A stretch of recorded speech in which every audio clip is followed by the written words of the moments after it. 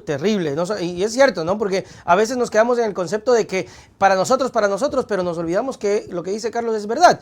También lo usa la empresa privada para crecer, el empresario, el microempresario, el mediano, el grande, para crecer. Por eso es importante el fortalecimiento de las cosas básicas como educación, salud, seguridad, porque la seguridad incluso, Carlos, también permite que se pueda trabajar tranquilo. O sea, invertir en eso es progreso, pero no lo hace. Por supuesto, por supuesto. Entonces, como digo, lo que está haciendo este gobierno es anular cualquier posibilidad de mediano y largo plazo de que salgamos adelante. Y como tampoco hace nada desde la perspectiva de corto plazo para poder resolver los problemas inmediatos, el futuro que nos espera a los ecuatorianos en materia económica es desastroso. Claro, por eso es que hoy vemos que en la Asamblea se está ejecutando un proceso de juicio político. No es que sea por el asunto que estaba diciendo Carlos, pero es un cúmulo de cosas que la gente lo siente. Imagínate, Carlos, con esto. O sea, ni siquiera es que con el resultado del 5 de febrero el presidente o el ministro dice, no, hay que cambiar esto radicalmente. No, o sea, ha venido casos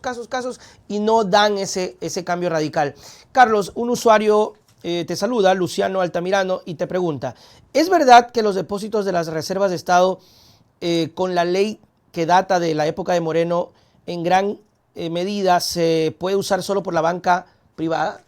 No sé si esto es cierto. A ver, la respuesta es un poquito complicada. Como yo decía, las reservas internacionales son los recursos líquidos del Banco Central para atender justamente operaciones de sus depositantes. ¿Ya?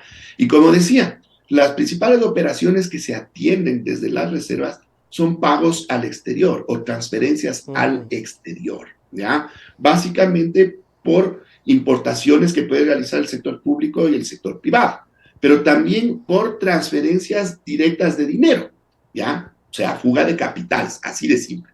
Entonces, con la ley de Moreno, efectivamente, la famosa ley de defensa de la dolarización, obliga a que el Banco Central mantenga reservas equivalentes o superiores al total de depósitos de la banca en el Banco Central. ¿Qué quiere decir? Que los bancos el día de mañana pueden utilizar todos sus depósitos en el Banco Central para sacar ese dinero al exterior y el Banco Central va a tener los dólares para poder hacer esa transferencia al exterior. Es decir, lo que se hizo es facilitar las cosas literalmente para la fuga de capitales, porque ni tú, Nelson, ni yo vamos a sacar recursos masivamente de la economía. No. ¿Quién puede sacar los recursos? Y para eso se garantiza que existan las reservas suficientes. Es el sistema financiero nacional. Gravísimo, bueno, terrible. O sea, son cosas que eso hace que la gente se vaya también desilusionando de todas estas cosas. Carlos de la Torre, gracias por ayudarnos a entender un poquito esto que es, te soy sincero, bastante complejo y uno no domina, pero por eso están ustedes, para que nos ayuden a entender todas estas situaciones. Sus palabras para despedirnos, Carlos. Bueno, desgraciadamente en este momento estamos todos preocupados del tema político, un gobierno que esté en la cuerda floja, pero en materia económica hasta podríamos decir que ese desvío de nuestra atención y la inoperancia de las autoridades nos va a llevar más adelante a tener otros problemas que nuevamente a los ecuatorianos van a golpearnos muy fuertemente y van a redundar en toda esta crisis política que desgraciadamente estamos viviendo. Terrible. Entonces, ¿qué sería ahí, Carlos? ¿Un cambio de gobierno? ¿Algo? Bueno, en una empresa, si el gerente le hace perder a la empresa que hace la junta directiva, lo cambia. Lo vota y lo cambia, pues así claro. Eso es lo que yo digo, ¿no? Aquí no, que no sé qué, pero cuando un trabajador no funciona, el empresario, o sea, yo digo al señor Guillermo Lasso, en su empresa no va a tener un gerente que le haga perder plata, lo saca. Pero acá, este señor que no nos aporta en nada, lo queremos sacar y pegan el grito al cielo porque no quieren que lo toquen. ¿Crees que, alejándonos un poquito del tema, qué opinas del juicio político?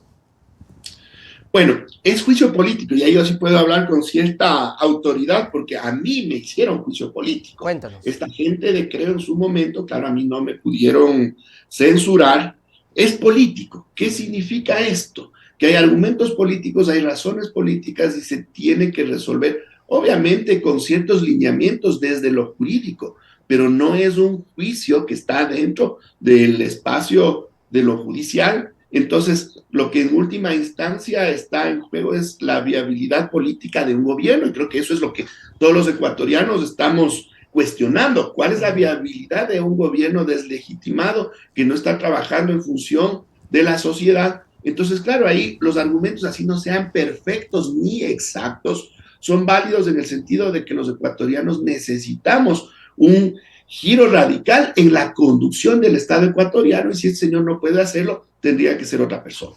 Así es. Carlos de la Torre, muchísimas gracias y espero tenerte en otra oportunidad para seguir conversando de estos temas. Chao, chao. Con mucho gusto. Chao.